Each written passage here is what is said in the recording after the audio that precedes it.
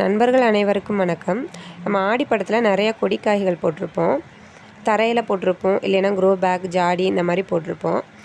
கிடைக்கக்கூடிய அனைத்து விதைகளையுமே ஒரே இடத்துல போட்டிருப்போம். எல்லா விதையும் முளைச்சிருக்கும். வளர்ந்த 2 மட்டும் விட்டுட்டு மிச்சத்தை நம்ம பிடுங்கி போட்டுருவோம். நமக்கு வளரக்கூடிய மீதி செடிகள் எல்லாம் வேஸ்ட்டாக போயிடும். ஸோ அதையும் பயன்படுத்துறதுக்காக நம்ம என்ன செய்யலாம் அப்படின்னா, இந்த மாதிரி தோண்டி வேரோடு எடுத்துடணும்.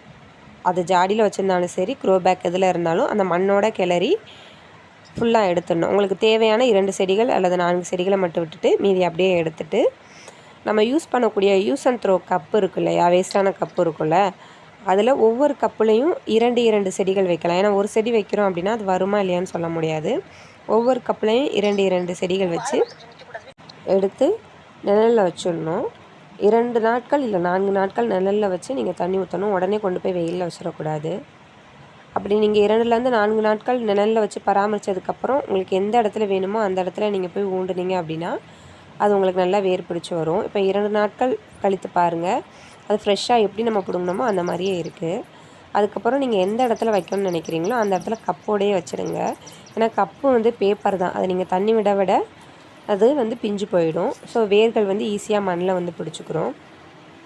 நீங்கள் இதை க்ரோ பேக்லேயும் வைக்கலாம். நீங்கள் எந்த க்ரோ பேக்கில் வைக்க போகிறீங்களோ அந்த க்ரோ பேக்கில் கூட இந்த மாதிரி மாற்றி வைக்கலாம்.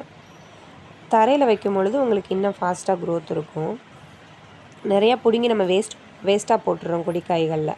அதை வேஸ்ட் பண்ணாமல் இந்த மாதிரி நீங்கள் பயன்படுத்தலாம்.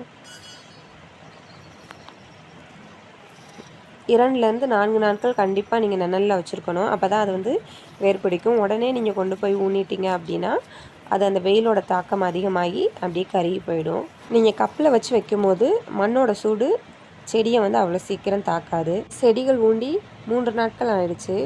எவ்வளோ ஃப்ரெஷ்ஷாக இருக்குது பாருங்கள். நம்ம வச்சதை விட நல்லா ஃப்ரெஷ்ஷாக இருக்குது. அடுத்த தளிரும் லைட்டாக வர ஆரம்பிச்சிடுச்சு.